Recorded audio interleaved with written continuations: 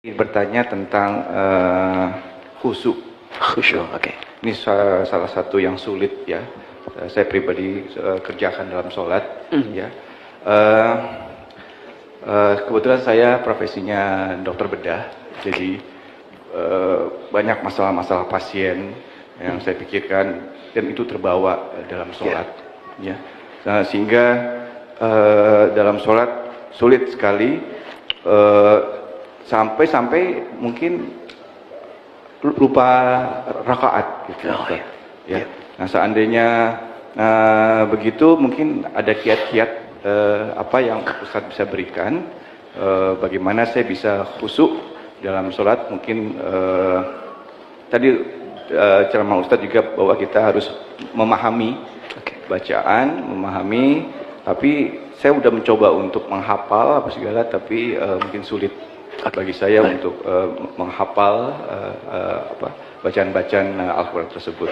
Yang kedua, jika saya lupa ini rakaat itu bagaimana? Ya, sujud sahwi ya Ustaz ya. Bagaimana tata caranya seandainya kita lupa tentang rakaat tersebut. Dan yang terakhir mengenai pertanyaan yang terakhir tadi mengenai pakaian yang didapat yang haram. Ya, itu seandainya saya mendapatkan sesuatu yang haram, apa yang harus saya kerjakan? Apakah saya harus buang pakaian tersebut? Apakah saya harus berikan apa gimana? Ya, terima kasih. Waalaikumsalam warahmatullahi wabarakatuh. Baik, pertanyaan dari Dr. Bob tentang persoalan khusyuk dalam sholat. Memang khusyuk itu masalah yang luas, universal, tidak tersekat ke dalam profesi dokter bedah saja. Tukang kredit ketika sholat bisa ingat kreditnya. Yang mau arisan bisa ingat tuh, ya, ini giliran siapa menangnya. Semua. Karena itu di hadis Nabi menyebutkan umum. Ada dua penyebab orang tidak khusyuk. Pertama, faktor setan. Ada setan khusus menggoda orang sholat. Namanya khanzab. Ada yang menyebut khinzib. Setan itu banyak jenisnya. Nanti mungkin bagus juga kalau kita belajar fikih setan, ya, supaya tahu cara menghindarinya. Dengan ya, kita nanti belajar jenis-jenis setan. Ada setan di rumah tangga, ya, ada di Quran surah kedua ayat 102, namanya dasim. Ada setan di pasar, itu yang kalau ke mall pulang-pulang masih ingat tas belum dibeli. Ada, ya, ada banyak. Ya, ada setan di tempat-tempat musik, ada banyak macam-macam. Ya, nah ini kembali ke setan yang goda orang sholat. Nanti saya sampai ke jawabannya. Jadi Nabi mengatakan dalam salah satu hadisnya, bima ma'na idza kabbara, kalau seorang sudah mulai takbir, kemudian faqala syaitanu, maka setan sudah mulai berbisik di benaknya, udhkur kada, ingat ini, ingat itu. Itu ke semua. Kalau kita belum takbir, itu biasa Pak. Gak akan ingat tentang bedah, tentang pasien, tentang macam-macam. Tapi ketika Anda mulai takbir, Allahu Akbar, mulai ingat. Gunting tadi letaknya di mana? Ini ada yang belum dibedah, ini ada yang muncul semua. Berarti normal. Normal. Karena setannya betul menggoda. Ya, datang itu. Baik. Hatta la yash'urul musalli kam raka'atan yusalli. Sampai-sampai ada orang salat yang tidak ingat berapa rakaat sedang ia kerjakan itu. Berarti benar kan hadis Nabi-nya? Dan kita semua umumnya hampir mengalami itu. Maka apa solusinya? Maka yang pertama sebelum sholat, diminta kita untuk berlindung kepada Allah. Berniat dengan benar. Innamal a'malu binniyat. Semua amal bergantung pada niatnya. Maka kalau kita khawatir waswas, fasta'iz billah. Minta perlindungan kepada Allah dari godaan setan. Boleh ta'awudz. A'udzubillahi minasyaitonirrajim. Ada yang baca An-Nas. Ya, qul a'udzu birabbin nas. Minta kepada Allah perlindungan. Itu boleh dilakukan. Ini bagian pertama. Dan ulama di sini nggak ada persoalan memohon kepada Allah perlindungan sebelum sholat, karena sholat dibuka dengan takbir secara bacaan, kemudian ditanamkan dengan niat. Yang kedua, ini yang paling penting, Quran surah ke 2 Al-Baqarah ayat 45 sampai 46. Sebelum sholat dibuat persiapan yang matang untuk sholat. Ya, kata Allah di ayat 46-nya, alladzina yadhunnuna annahum mulaqu rabbihim wa annahum ilaihi raji'un. Di ayat 45, khusyuk itu enggak mudah. Wa innaha lakabiratun. Salat itu enggak mudah illa 'alal khasyin, kecuali bagi orang khusyuk. Siapa orang khusyuk ini? Ternyata khusyuk dimulai sebelum sholat, bukan saat sedang sholat. Jadi ada tahapan khusyuk dimulai sebelum sholat. Apa persiapannya? Tadi, yadhunnuna annahum mulaqu rabbihim. Satu, orang khusyuk itu orang yang merasakan dalam jiwanya akan menghadap kepada Allah. Karena itu ketika akan menghadap kepada Allah, kata Allah, kenakan pakaian yang bagus. Kamu dapat undangan dari orang lain, pakaian bagus. Dapat undangan dari Sang Pencipta, kenapa pakaian biasa-biasa? Makanya pakaian itu cenderung juga mengondisikan kita untuk bisa nyaman dalam sholat.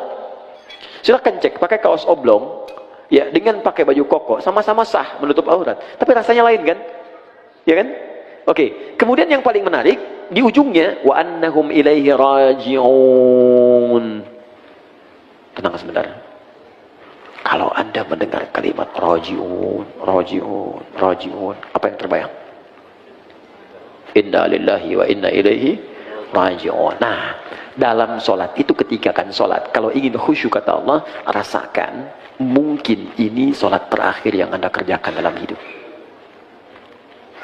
Mungkin wafat dalam sujud.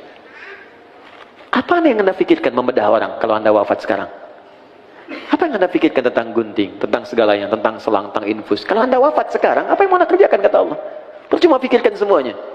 Maka Nabi sering katakan sebelum sholat, Sallu sholatan muwadda'. Sholatlah engkau seakan-akan sholat ini jadi perpisahan dalam hidupmu. Ya, sholat, siapkan. Rasakan, mungkin ini sholat terakhir. Makanya panggilannya kan panggilan adzan.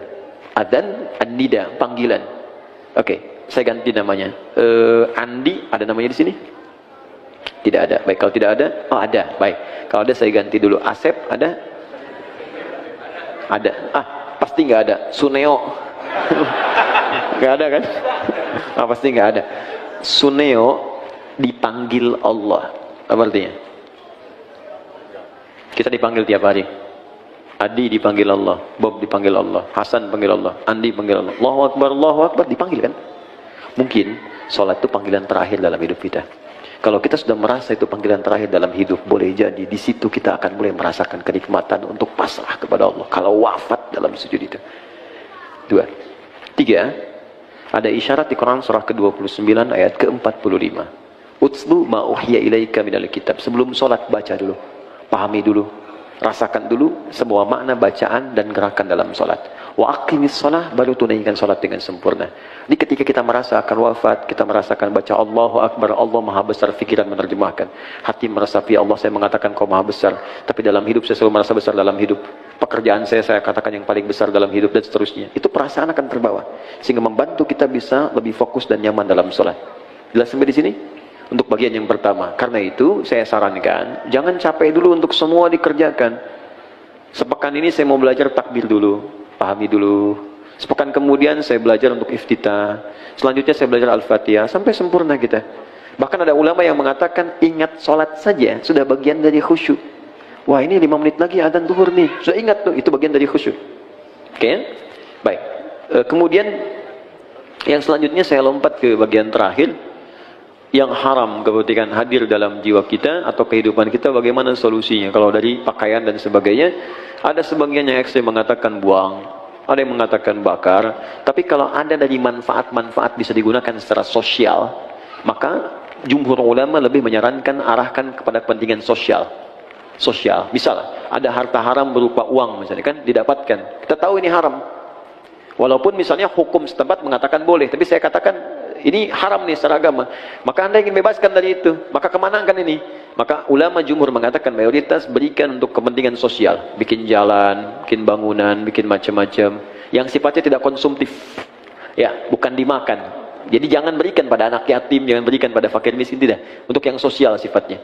Jadi kalau yang tadi misalnya mau diberikan pakaian pada dalam kepentingan sosial, jual berikan untuk kepentingan sosial, atau dipakai pada hal-hal yang sifatnya secara sosial bisa digunakan, silahkan, tidak ada masalah untuk di situ.